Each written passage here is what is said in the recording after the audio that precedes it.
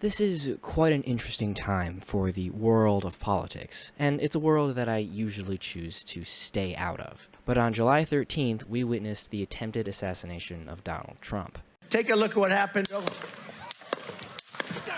What could have been a national devastation ended up being pretty helpful for Trump and his supporters. Like this image, for example, being spread everywhere. Pretty badass, not gonna lie. An event of this kind, fortunately, does not come often. The last one happened with Reagan in 1981. The interesting thing about Trump's attempted assassination, though, is the fact that we're living in the time of social media. Sometimes I like to imagine what it would be like if Twitter was around during the time of the Lincoln or JFK assassinations. Imagine how many theories and wild ideas would have been expressed back then. Well, now, we don't have to speculate. In this video, I will be going over some conspiracy theories, wild takes, and the internet's overall reaction to the assassination attempt on former President Donald Trump. Fuck it, fuck the dude, the firefighter guy, fuck Trump, fuck the people that support him. Now I'll be getting into takes and reactions from some very prominent figures on the internet. He's clip farming harder than the new crop of FaZe talent. He's like FaZe Ronaldo. He's clip farming harder than Jinxie. He keeps throwing up his fist. First up is everybody's favorite political streamer, Hasan. At this time, the president, only moments before this took place, Stop fisting! At Rehoboth, Stop! And then exited the Every church fist is before another he was asked him if 10,000 he in a had- fucking if he red was aware state, a there key had been state turning into a informed red about it. At that state. time, he had not been. It's clear at this Every time he throws up his fist, Michigan is more over than it is was clearly before. Most of what he said in reaction to the shooting was pretty tame, honestly, and not that bad, which is surprising considering Hasan's history. But there's this one clip going quite viral. It was that clip I just played of him accusing Trump of clip farming after getting shot, which technically, yeah, he's clip farming. I mean, this was bound to go viral. He got shot. This is the first time a president has gotten shot in 4 decades. Of course, this is going to make headlines and clips are going to be shared everywhere. I don't know, it's kind of just funny to me. It's hard to take anything this guy does seriously anymore. I'm not particularly offended by what he said, but the take of this next streamer, however, is a little more extreme. Not to say I was offended by it, but a lot of people were. Now, ladies and gentlemen, without further ado, everybody's second favorite political streamer, Destiny. I'm not gonna lie to you guys, I've been quite a fan of Destiny for a little while since Turkey Tom made his Inside the Mind of Destiny video. I find the guy extremely fascinating and his debates very entertaining. Destiny, I think your audience is full of complacent people. People are like, I can't get rich, this is a pyramid scheme, this is a scam. And then my people are like, well, I want to go get it. Your path is the path of complacency. Your path is the path of spiritual and psychological weakness. You're complacent to hustle culture. Because if you were talking to people and you wanted to make and build real men, you'd be telling people either 1, go to school, get a fucking education so you can get a real job, or 2, at least go and do a trade. Opening up 50 million TikTok videos and seeing people bragging about their 7 cars while these guys are probably crying themselves to sleep at night because they don't have a single person that loves them in the entire fucking world. That's the complacent path. If you're gonna talk about religious shit, that is literally the temptation of the devil. Flashing you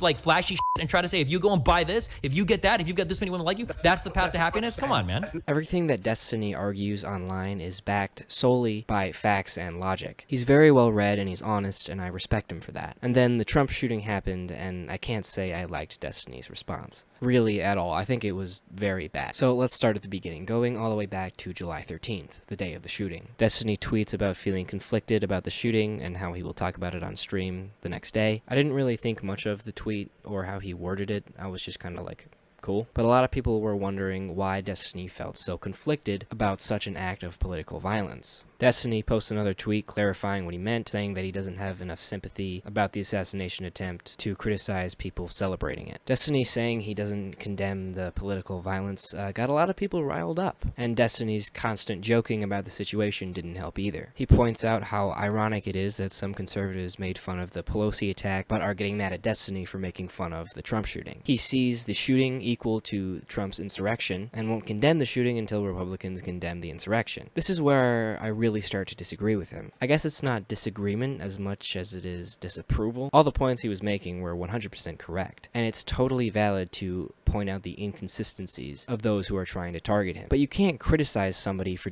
doing something and then stooping to their level and doing the exact same thing.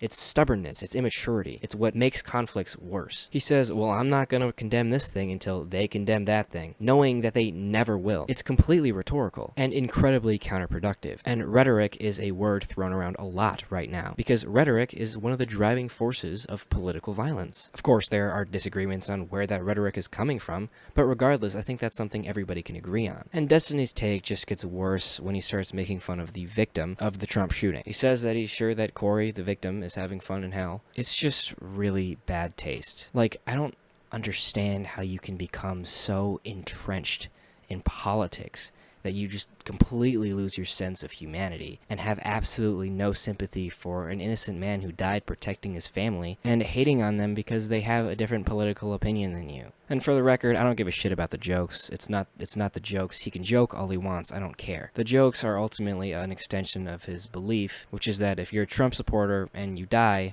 you deserved it. Fuck it. Fuck the dude, the firefighter guy. Fuck Trump. Fuck the people that support him.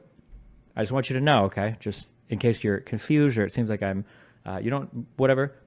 If one of you were in the crowd and you're a conservative fan of mine and you end up, getting blown away or whatever the fuck, I'm making fun of you the next day on Twitter. I am 100%. I don't know. Is there something I'm not getting here? Do I just not understand? Like, it's just disappointing, But yeah, if there is something I'm missing here, then please let me know in the comments down below. But yeah, and then Destiny had a debate on this with a few other people, and I watched the entire thing. It's almost 3 hours long. And oh my god, the people he's talking to are fucking retarded. Like, I'm sorry, it was really funny. It's disrespectful, it's disingenuous, especially to black women who have to live in those neighborhoods and the black children. Thank you as a black woman for showing up to show that retardation can transcend both gender and race. I'm not retarded. You're the white man. I don't know why the do you think I'm speaking out for BLM? This conversation is about BLM. I don't know why don't even hold the Destiny absolutely mopped the floor with these guys. They were just I can't believe they were even in this call. Not one of them could say anything of value. On January 6th. Just want to make sure we're 100% clear here. Some people, they'll eat like the whole Oreo, and then other times they twist them and then they eat the frosting first because everybody has their own process. I'm curious for you. Do you suck out the blue parts of the Tide Pods first, or do you eat the whole thing in one bite when you're chowing down on them every night? I've got to know. Is it the whole Tide Pod, or do you do it part by part? Do you put out 10 of them and eat the white part in all 10 of them and then eat the rest of it? Or what a retarded fucking summary of everything that I fucking said. And oh man, it sucks with Destiny because he's always right about everything. But at what point does your facts and logic become more important than your humanity? I guess that's the question here. But I'm no scholar and I'm no philosopher, so you guys enlighten me in the comments below. I'm just a retard who makes YouTube videos. Oh yeah, Destiny also got banned from Kick and got demonetized on Twitter, which I don't approve of because, free speech and all. And it's crazy to me that he got banned from Kick, especially because Kick is incredibly lenient on everything. There are literal pedophiles and drunk drivers actively streaming their crimes on this platform. They're still on there. And Destiny is not. So on Kick, you are more likely to get banned for your unpopular political beliefs than committing literal crimes. So yeah, in case you couldn't tell, I'm getting real fed up with this political shit. And I've only been working on this video for about a week. And I'm recording this part last, for some reason. Now we're gonna move on to the part where I was in a little bit of a better mood. And remember, kids, the next time that somebody tells you the government wouldn't do that, oh, yes, they would. For every influential event in American history, there are at least 50 conspiracy theories to go along with it, and a massive culture surrounding them. Take the JFK assassination, for example. This is widely known as the magic bullet or the single bullet theory. But this lab claims after years of research, the same bullet hitting both men is scientifically impossible. There's the conspiracy, and then there's the official story. I will now demonstrate the shooting in MS Paint. So here's the stage.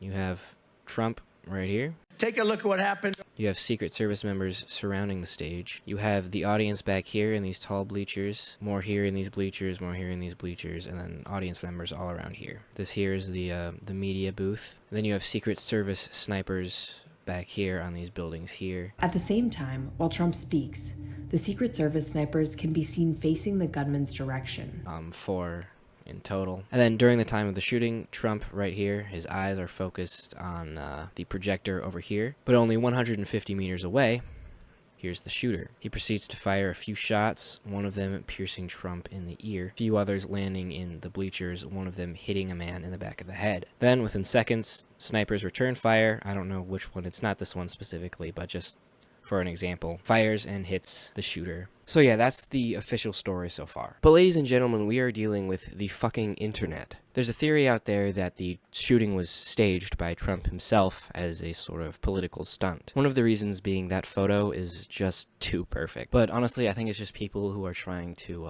dumb down the situation and make it not look like such a devastation that can be used to further the already growing support of Donald Trump. I mean, it's a little weird, that this is America and shooters don't miss unless they're hired to. People often flee the scene of a shooting, but these people did not. Instead, they crouched down, not enough to protect themselves, just enough so they could keep recording. And when they saw that the Cheeto Puff was okay, they erupted into applause, and the Secret Service still did not rush him off a stage because there was no active threat perceived, even though it had not been declared that the shooter had been apprehended. And I'm just wondering something that I can't say out loud. Yeah, that video had a lot of people agreeing with that woman. Shooters don't miss unless they're hired to because this is America.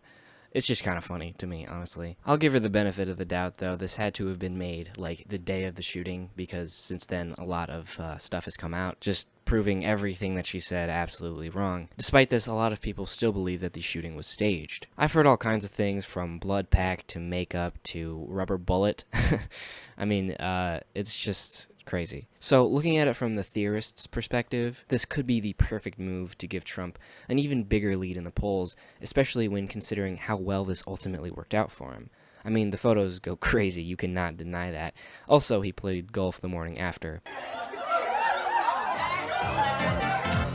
So, yeah, I understand why people would think it's staged. However, someone died. 2 more were injured, and it just seems very irresponsible to jump to such conclusions simply because you don't like the candidate it happened to. It kind of just goes to show that no matter what side you're on, everyone's a conspiracy theorist when it's most convenient for them. They are not the only ones with a conspiracy theory, however. In fact, there's a much more popular one being spread on the other side. This next theory is my personal favorite one. I'm not exactly sure why. Maybe it's because I find the JFK and MLK assassination theories of this nature so fascinating. But this theory stems from the question, how did this happen? Please note I'm no expert, and everything I'm about to say is reiterated by real experts in the field. Normally, Secret Service would have the immediate area locked down. That includes any elevated spot within direct line of sight of the president. How did the shooter just get to that location in the first place? And also, how did the snipers not see him? They were looking in his direction.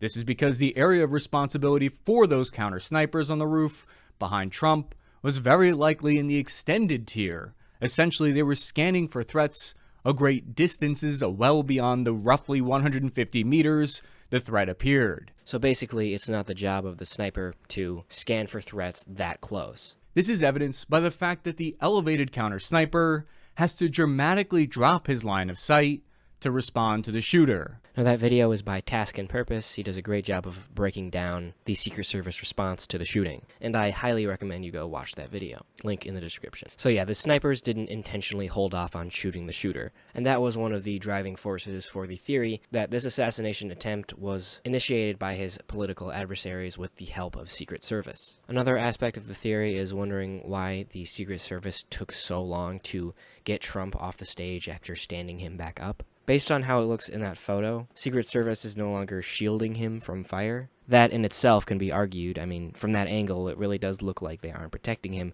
but from others, it might look like he's completely shielded. And from others, it did look like he was completely shielded. Even then, Secret Service had gotten confirmation that the shooter was down, making it safe for Trump to stand up.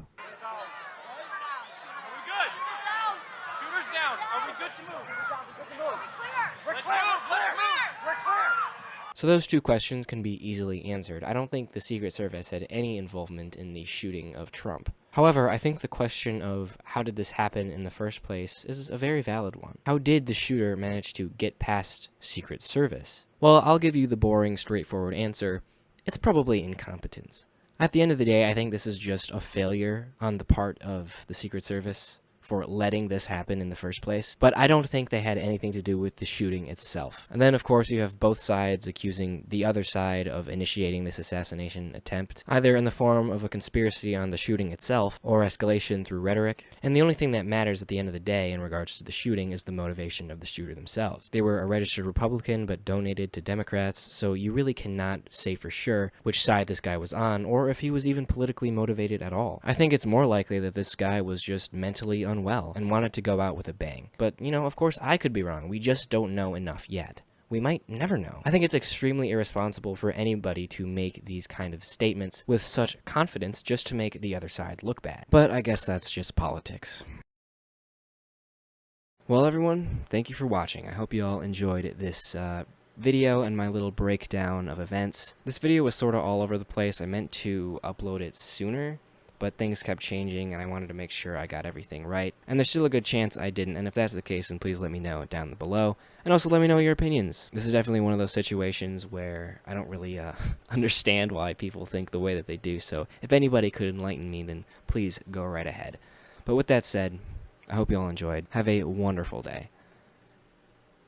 My God, that sounded really sarcastic. I didn't mean it to be sarcastic. Genuinely have a great rest of your day. That sounded worse. Oh my God. All right. Bye, all. Fuck you.